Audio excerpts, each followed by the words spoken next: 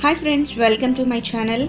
ఈరోజు నేను ఈ వీడియోలో అయితే నా పిక్స్ అన్నీ పెట్టాను. నా హెయిర్ గ్రోత్ ఎలా ఉంది అని. నేను 2 times నా హెయిర్ అయితే కట్ చేయించాను, కానీ నాకైతే హెయిర్ గ్రోత్ బాగానే ఉంది. హెయిర్ ఫాల్ అనేది తగ్గించుకున్నాను నేను. సో నేను దీనికి ఏమి యూజ్ చేశాను అంటే హెయిర్ ఆయిల్ వచ్చేసి ఇది హిబిస్కస్ హెయిర్ ఆయిల్ ఇదేనండి, ఇదిగోండి. సో నేనైతే ఈ వీడియోలో నేను ఇది ఎలా తయారు చేయాలో మీకు చూపిస్తాను. మనకి ఈ హెయిర్ ఆయిల్ తయారు చేయడానికి హిబిస్కస్ లీవ్స్ కావాలి, అంటే మందారం ఆకులు తీసుకోవాలి.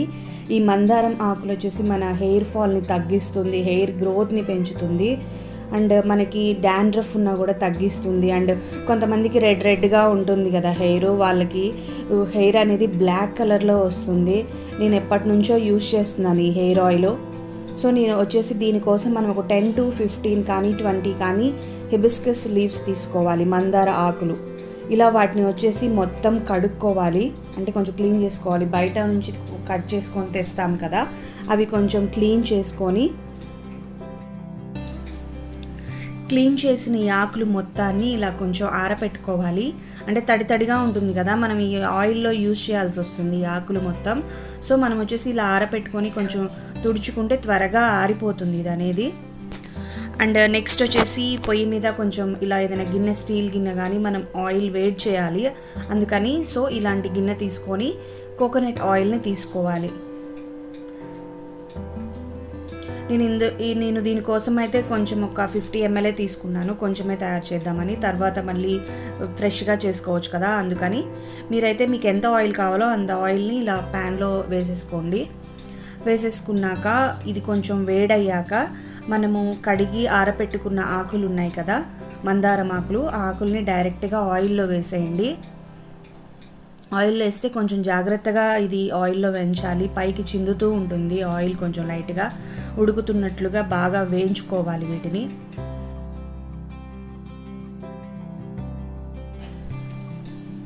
కానీ ఇలా వేయించుకునేటప్పుడు మాత్రం చాలా జాగ్రత్తగా వేయించుకోవాలి, లేకపోతే అది చిందుతూ ఉంటుంది ఆయిల్. ఈ హెయిర్ ఆయిల్ మాత్రం హెయిర్ ఫాల్ని చాలా వరకు తగ్గిస్తుంది. మన హెయిర్ అనేది లాంగ్గా పెరగడానికి బాగా యూజ్ అవుతుంది ఈ హెయిర్ ఆయిల్. సో చూశారు కదా, మనము ఈ ఆకుల్ని వేయించగానే ఈ ఆయిల్ మొత్తం గ్రీన్గా వచ్చింది, ఆకులు మొత్తం వచ్చేసి బ్లాక్ కలర్లో వచ్చాయి.